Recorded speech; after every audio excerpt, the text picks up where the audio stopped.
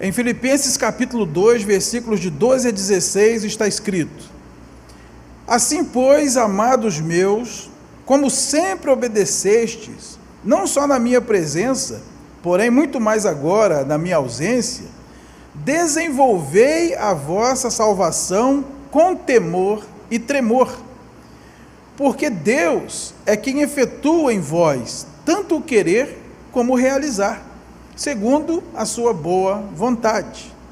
Fazei tudo sem murmurações nem contendas, para que vos torneis irrepreensíveis e sinceros, filhos de Deus inculpáveis, no meio de uma geração pervertida e corrupta, na qual resplandeceis como luzeiros no mundo, preservando a palavra da vida, para que no dia de Cristo eu me glorie de que não corri em vão, nem me esforcei inutilmente.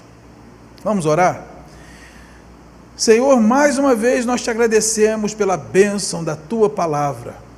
Que alimento maravilhoso para a nossa alma. Nós queremos dizer, Senhor, que dependemos dela para a nossa caminhada. Nós não podemos sobreviver sem esse alimento maravilhoso. E nós pedimos que nessa noite o teu Espírito aplique em nosso coração tudo aquilo que o Senhor tem para nos dizer. Não permita que o inimigo nos distraia, não permita que ele leve a semente do nosso coração, mas que possamos, Deus, ouvir a tua palavra, meditar nela e que ela fique guardada em nossos corações para virar prática, atitude, ações na nossa caminhada cotidiana. Abençoa a tua igreja nessa noite com a tua palavra.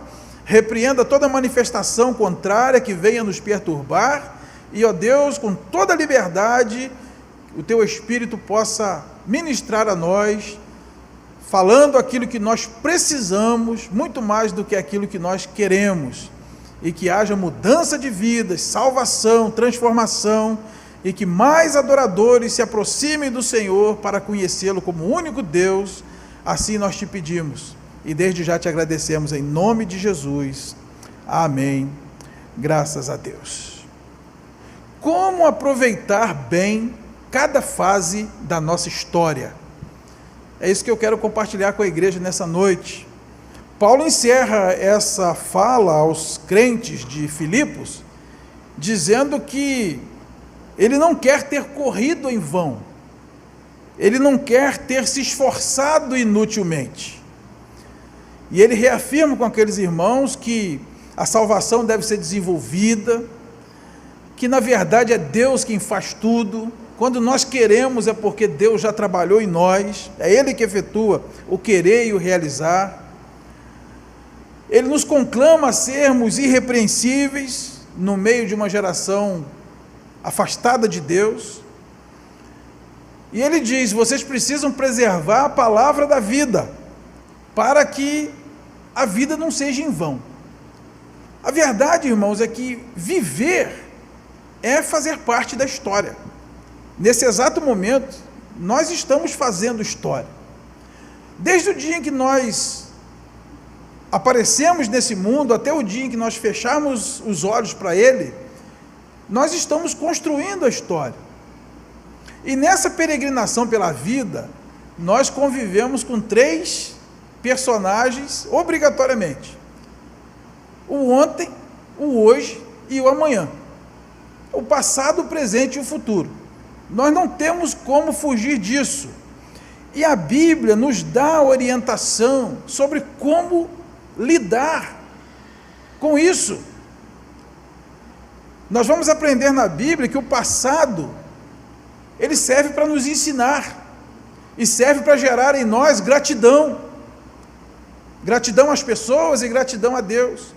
O futuro, ele serve para nós para sonharmos, para planejarmos.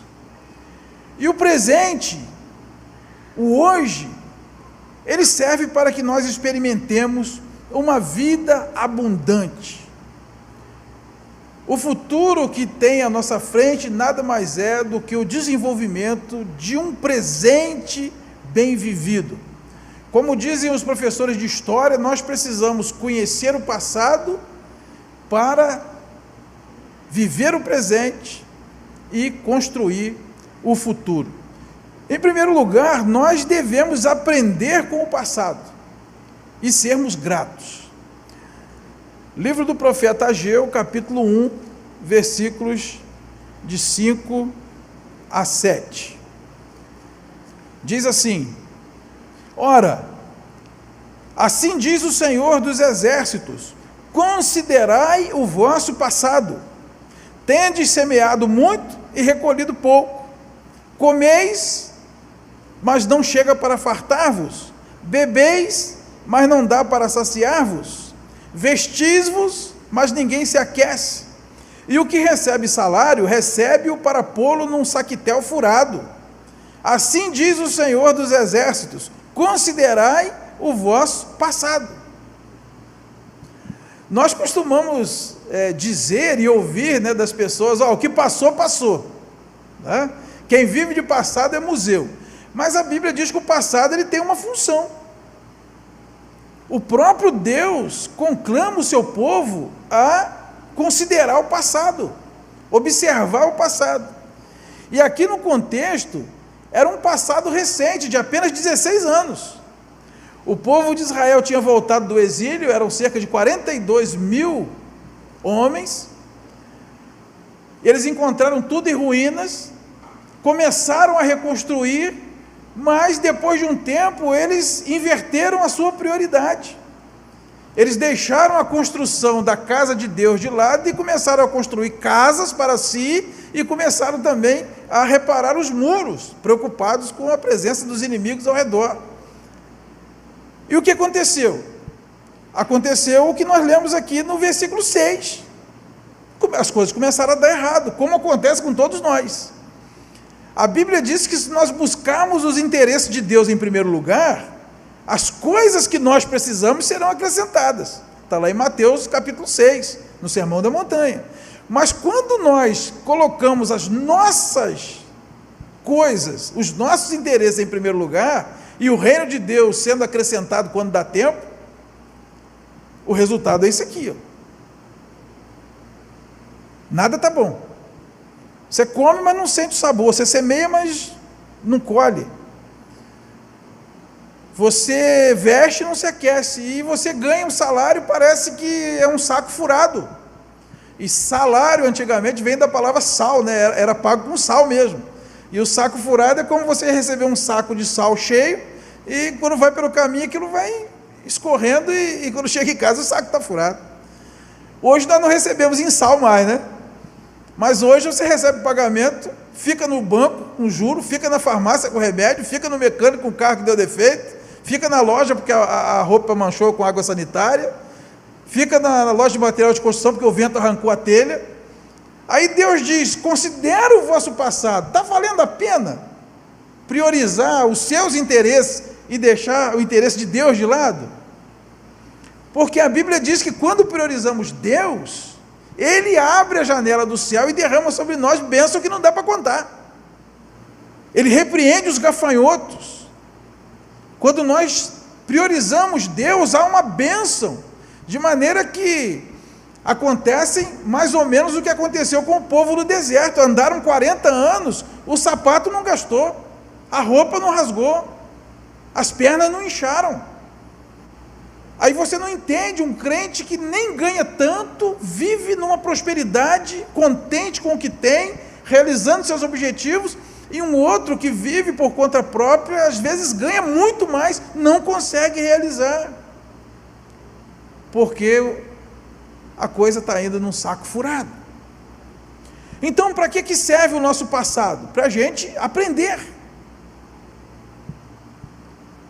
Dizem que o inteligente é aquele que aprende com seus erros, mas sábio é aquele que aprende com o erro do outro. Gente, se alguém já bebeu veneno, passou mal, foi internado, por que eu tenho que beber também para acreditar? Não é melhor eu ver o que aconteceu com o outro e buscar um caminho diferente para mim? É incrível, né? Como nós, seres humanos, queremos tomar a bordoada nós mesmos. Nós não nos contentamos em aprender com a bordoada que o outro levou. Isso não é sábio. Eu não tenho que sofrer para aprender. E é difícil o jovem assimilar isso, né? O adolescente.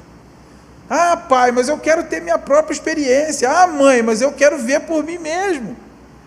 Nós já andamos por esse caminho. Nós sabemos onde vai dar.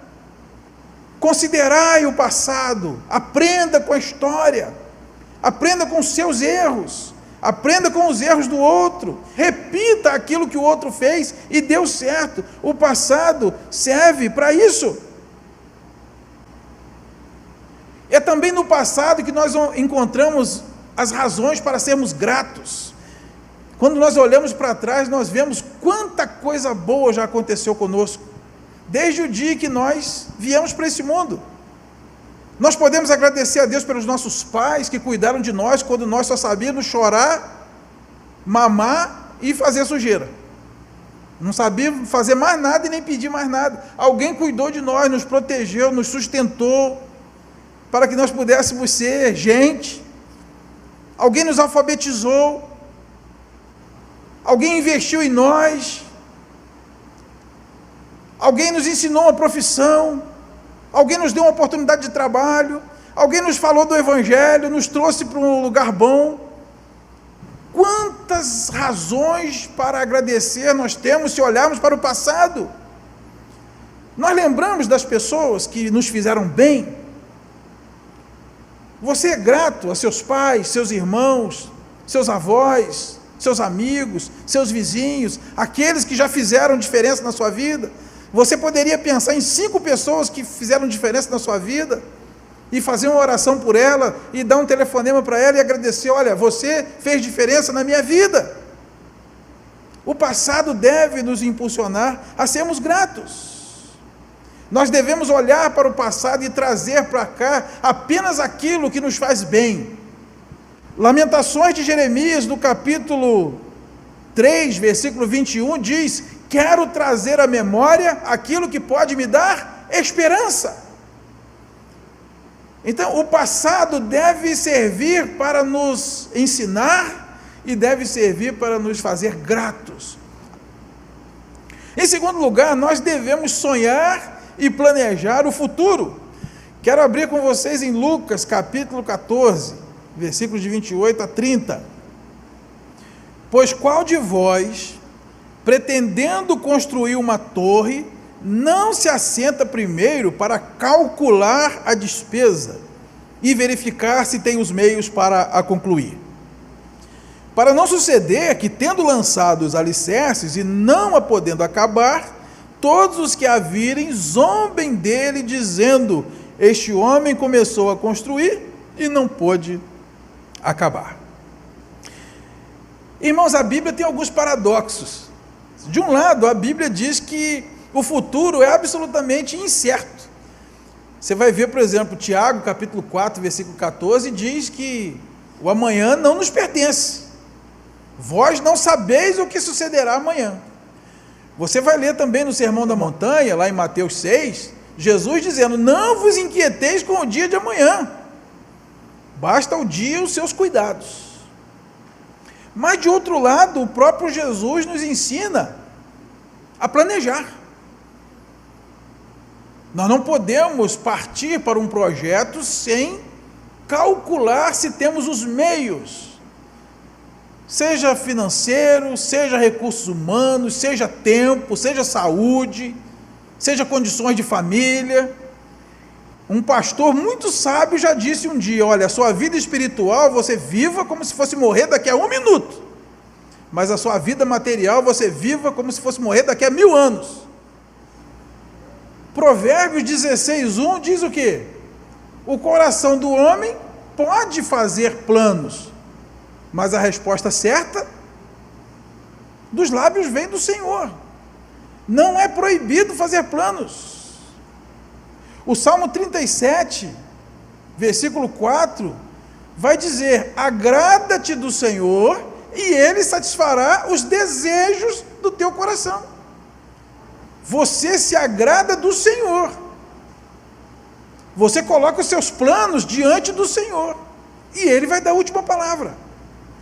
Nós não fazemos planos e temos sonhos para dizer para Deus, é isso aqui que eu quero que aconteça. Não, nós sonhamos e o submetemos aos sonhos de Deus, porque o coração do homem faz planos, mas a resposta certa, os sonhos certos, os planos certos, são os sonhos do Senhor para nós. Ele nos criou, Ele sabe os componentes.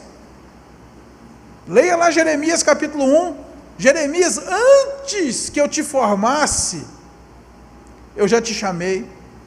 Antes de você ser formado no ventre da tua mãe, eu já te constituí profeta das nações. Ou seja, Jeremias, você já foi criado com os componentes para ser um profeta. Você não nasce primeiro e depois eu resolvo o que você vai ser, não. Antes de você ser formado, eu já tenho um plano na tua vida, eu já tenho uma história escrita para você. Está lá no Salmo 139, todos os nossos dias escritos e determinados, quando nenhum deles havia. Só que o ser humano quer improvisar, ele quer fazer seu roteiro, a sua história. E a gente já sabe que vai dar errado. Não se preocupe, nada vai dar certo. Quando nós nos submetemos ao Senhor, nós nos agradamos dele, nós entramos no seu roteiro, aí é só felicidade, porque nós vamos viver os planos que Deus tem para nós, nós vamos sonhar os sonhos que Deus sonhou para nós. Não foi isso que nós lemos no começo? É Deus que opera em nós o querer e o realizar, e isso é maravilhoso. Então o futuro para nós está nas mãos do Senhor, é se agradar dele, para que ele possa atender os desejos do nosso coração, desejos esses que é ele mesmo que põe lá. É a gente planejar, mas saber que a última palavra é do Senhor. Ele pode riscar e escrever com outra cor, ele pode tirar do 1 e botar no 10, ele que manda, porque o futuro somente Deus conhece. Como igreja, nós também temos sonhos e planos. A igreja tem um plano diretor, a igreja tem um orçamento, a igreja tem um regimento interno. Nós queremos ter aqui um grupo muito maior de adoradores, e às vezes eu olho para a igreja e eu vejo um monte de cabeça branca. A base de sustentação dessa igreja é de cabeça branca. Cadê a juventude? Cadê a mocidade? Cadê os casais novos para ocupar esse espaço, para fazer acontecer? Será que se nós aqui tivermos um grupo de pessoas que se levantem e se disponham para Deus, coisas novas e tremendas não vão acontecer? Nós temos sonhos de abrir mais congregações, plantar mais igrejas, formar mais obreiros, ordenar mais pastores, enviar mais missionários, ter um espaço físico maior, mais confortável. O coração do homem faz planos, mas a resposta certa vem dos lábios do Senhor. Eu só sei de uma coisa: basta uma palavra do nosso Deus, basta uma palavra e as coisas acontecem. Basta uma palavra do Senhor e as coisas mudam da água para o vinho. Nós conhecemos esse Deus. Tudo o que nós precisamos é nos colocar submissos à sua vontade, sabendo que, se nós sonharmos os sonhos de Deus, se nós planejarmos, submetendo nossos planos a Deus, nós podemos esperar que as coisas vão acontecer e o nosso futuro vai ser um futuro abençoado. Da mesma forma que não podemos trazer o passado para o presente, para nos agoniar, para nos fazer sofrer, nós temos que trazer à memória o que dá esperança. Também não devemos trazer o futuro para hoje, para nos gerar ansiedade, preocupação, medo. Nós devemos ter o futuro apenas como objeto dos nossos sonhos, dos nossos desejos, dos nossos planos, sabendo que, se Deus quiser, vai acontecer. E em terceiro lugar, nós devemos experimentar uma vida abundante no presente. O passado é para nos ensinar e para gerar gratidão. O futuro é para nós sonharmos e planejarmos. O presente é para viver. Olha o que está escrito em Hebreus capítulo 3, versículos 12 e 13. Tende cuidado, irmãos, jamais aconteça haver em qualquer de vós perverso coração de incredulidade, que vos afaste do Deus vivo. Pelo contrário, exortai-vos mutuamente, cada dia, durante o tempo que se chama hoje, a fim de que nenhum de vós seja endurecido pelo engano do pecado. O passado já foi, o futuro nem sabemos se haverá. O que nos resta é o hoje. Atribui-se ao poeta tcheco Miroslav Holub a seguinte frase: o presente é uma coleção de janelas que ficam abertas apenas 3 segundos enquanto o tempo passa. Irmãos, em 3 segundos nós podemos fazer algo que vamos nos arrepender por resto da vida. E em 3 segundos nós podemos também fazer algo que glorifica a Deus de uma maneira que nós não podemos nem imaginar. Porque 3 segundos para Deus é muita coisa. Para um Deus atemporal, um dia para Ele é como 1000 anos como um dia. Se é verdade essa conta, se o nosso presente são só 3 segundos, para Deus é muita coisa. É uma grande responsabilidade para nós viver o momento, irmãos. Em um momento eu posso arruinar a minha vida, mas em um momento também eu posso perder uma oportunidade que Deus mandou para mim. Todo mundo tem um cavalo selado, que um dia vai passar. Só que tem gente que não sobe no cavalo, fica esperando o próximo, e às vezes nunca mais passa. O escritor aos Hebreus insiste nisso. O tempo que se chama hoje, esse momento é um momento sagrado. Depois que passar, não volta nunca mais. Esse culto não é igual ao culto de domingo passado, não. O almoço de hoje não foi igual ao almoço de ontem.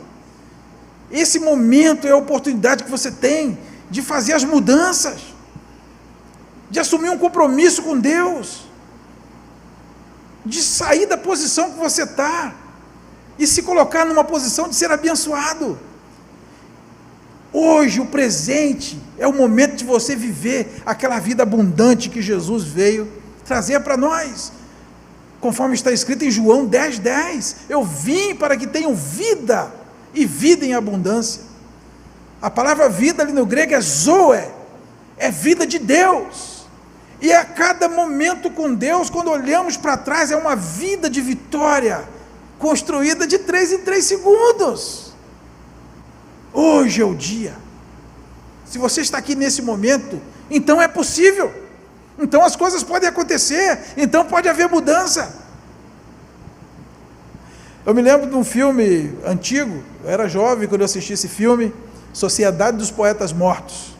Havia um professor que era encenado pelo Robin Williams. Ele leva os alunos para uma sala e mostra assim, uma parede cheia de fotos, e eram as fotos dos alunos notáveis, os melhores alunos que já tinham estudado naquela faculdade, e ele aponta os quadros e fala: vocês conhecem essas pessoas? São os notáveis. Sabe onde eles estão agora? E ele diz: todos são adubo de planta. Aí o pessoal dá uma murchada e ele fala: carpe diem. Carpe diem é uma frase em latim de um poema de Horácio, que se traduz como aproveite o momento. Se nós não aproveitarmos o dia que se chama hoje, para receber as bênçãos de Deus, para promover as mudanças, para aproveitar as oportunidades, quando será? Quando acontece a praga de rãs no Egito, havia rã em tudo quanto é lugar, no quarto, na sala, na cozinha. Você imagina na sua casa, você abre o guarda-roupa rã, abre o forno rã, vai no banheiro rã, tira o lençol da cama rã, abre a panela de arroz rã, é rã para todo lado. Aí Moisés chega para Faraó e fala assim: Faraó, quando você quer que eu ore por você para essa rã ir embora do Egito? Você lembra o que o Faraó respondeu? Amanhã. Dá para entender um negócio desse? Amanhã. E há alguns de nós que a nossa vida é igual aquela plaquinha do boteco, né? Fiado só amanhã. Mas todo dia assim, amanhã, amanhã, amanhã. E a gente não vê mudanças. Como está a nossa vida hoje? Você como membro da igreja, quem é você hoje? Qual o seu grau de compromisso com Deus, com a igreja, com os seus irmãos, hoje? Porque hoje nós podemos fazer a diferença. Hoje nós podemos nos colocar de pé e assumir um compromisso com Jesus. Hoje nós podemos, aprendendo com o passado, sonhando com o futuro, sermos instrumentos de Deus para a transformação, para que por meio de nós Ele alavanque a obra dele na terra, e assim mais adoradores se aproximem para servir ao Deus vivo. Os profissionais da saúde mental têm pelejado contra 3 grandes problemas emocionais nesses últimos dias: a depressão, o estresse e a ansiedade. Alguém disse o seguinte: depressão é excesso de passado, estresse é excesso de presente e ansiedade é excesso de futuro. E é isso aí. Nós temos que aprender a lidar com a história da nossa vida, saber usar o passado a nosso favor, saber usar o futuro a nosso favor e, acima de tudo, experimentar, vivenciar o presente em toda a sua plenitude. Hoje é o dia. Se nós perdermos a oportunidade, irmãos, pode ser que nunca mais ela apareça para nós novamente. Vamos colocar de pé, queridos?